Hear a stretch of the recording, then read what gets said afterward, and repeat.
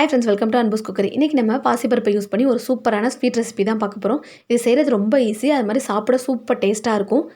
எப்போவுமே ஒரே மாதிரி ஸ்வீட் செய்கிறதுக்கு இந்த மாதிரி ஒரு தடவை செஞ்சு பாருங்கள். சாப்பிட நல்லா சாஃப்டாக ஜூஸியாக இருக்கும். எல்லாருக்குமே ரொம்பவே பிடிக்கும். எப்படி செய்யலான்னு பார்க்கலாம் வாங்க. நான் ஃபஸ்ட்டு இதுக்கு 1 கப் அளவுக்கு பாசிப்பருப்பு எடுத்திருக்கேன். இதை ஒரு குக்கரில் சேர்த்துட்டு 2 தடவை நல்லா வாஷ் பண்ணி எடுத்துக்கலாம். நல்லா வாஷ் பண்ணி எடுத்ததுக்கப்புறமா இதில் 3 கப் அளவுக்கு நான் தண்ணி சேர்த்துக்கிறேன். இதை குக்கர் மூடி போட்டு 5 விசில் வச்சு வேக வச்சு எடுத்துக்கிறேன். உங்களுக்கு பருப்பு நல்லா வேகணும், அந்தளவுக்கு வேக வச்சுக்கோங்க. இப்போ பருப்பு நல்லா வெந்துருச்சு. இதை ஒரு விஸ்கை வச்சு நல்லா மிக்ஸ் பண்ணி விட்டோம்னா நல்லா உங்களுக்கு மேஷ் ஆகிடும்.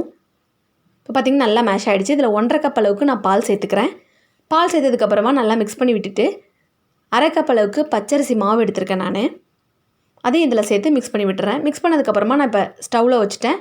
கேஸ் ஆன் பண்ணிவிட்டு நல்லா லோ ஃப்ளேமில் வச்சுக்கோங்க. பொறுமையாக அதை மிக்ஸ் பண்ணி விடுங்க. ஏன்னா நம்ம பச்சரிசி மாவு சேர்த்துருக்கிறதுனால அது உங்களுக்கு வேகணும். சப்போஸ் உங்களுக்கு ரொம்ப கெட்டியாக இருக்க மாதிரி இருக்குன்னா கொஞ்சமாக பால் சேர்த்துக்கோங்க. இந்த ஸ்டேஜில் லோ ஃப்ளேமில் வச்சு மிக்ஸ் பண்ணி விட்டிங்கன்னா நீங்கள் கையில் தொட்டு பார்த்தா உங்களுக்கு கையில் ஒட்டாமல் இருக்கணும். ஒட்டாமல் வந்துச்சுன்னா உங்களுக்கு அரிசி மாவு நல்லா வெந்துருச்சுன்னு அர்த்தம். இப்போ அதை அப்படியே ஆறட்டும். இப்போ நான் சுகர் சிரப் ரெடி பண்ணுறேன். 2.5 கப் அளவுக்கு சுகர், 2.5 கப் அளவுக்கு தண்ணி சேர்த்து நல்லா மிக்ஸ் பண்ணிகிட்ருக்கேன். அதில் சுகர் ஃபுல்லாக நல்லா கரையட்டும். கரைஞ்சதுக்கப்புறமா நான் அதில் ஏலக்காய் பொடியும் சேர்த்துட்டேன். இப்போ பார்த்திங்கன்னா சுகர்லாம் உங்களுக்கு நல்லா கரைஞ்சிருச்சு. ஒரு கம்பி பதம்லாம் வரணும்னு அவசியம் கிடையாது. அதுக்கு முன்னாடி ஸ்டேஜில் நம்ம இறக்கிடலாம். ஆனால் கொஞ்சம் சிரப் வந்து உங்களுக்கு கெட்டியாக இருக்கணும். இப்போ நல்லா கொதிக்குது பாருங்கள். இந்த மாதிரி கொதிக்கும் போது எடுத்து ஊற்றி பார்த்திங்கன்னா கொஞ்சம் உங்களுக்கு கெட்டியாக தெரியும்.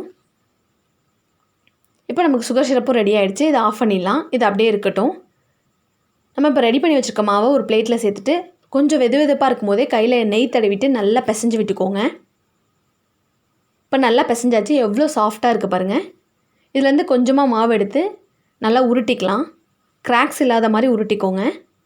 நல்லா உருட்டினதுக்கப்புறமா நீங்கள் இதே மாதிரியும் செய்யலாம். இல்லைன்னா லைட்டாக ப்ரெஸ் பண்ணி விட்டுட்டு டூத் பிக் வச்சு இந்த மாதிரி டிசைன் பண்ணிவிட்டு கூட செய்யலாம். இது ஒரு டிஃப்ரெண்ட்டாக இருக்கும்.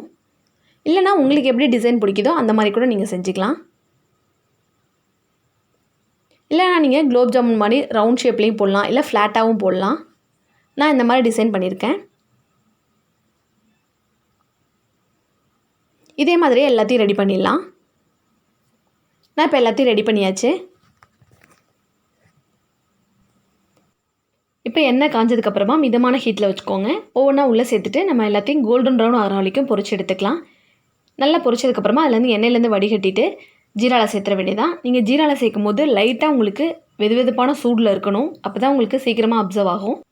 எல்லாத்தையும் பொரிச்சு உள்ளே சேர்த்தாச்சு. நான் நல்லா ஊற வச்சுட்டேன் 2 மணி நேரம். இப்போ பார்த்தீங்கன்னா உங்களுக்கு சூப்பராக ஸ்வீட் ரெடி ஆகிடுச்சு. நீங்களும் இதை கண்டிப்பாக ட்ரை பண்ணி பாருங்கள். தேங்க்யூ ஃபார் வாட்சிங் ஃப்ரெண்ட்ஸ்.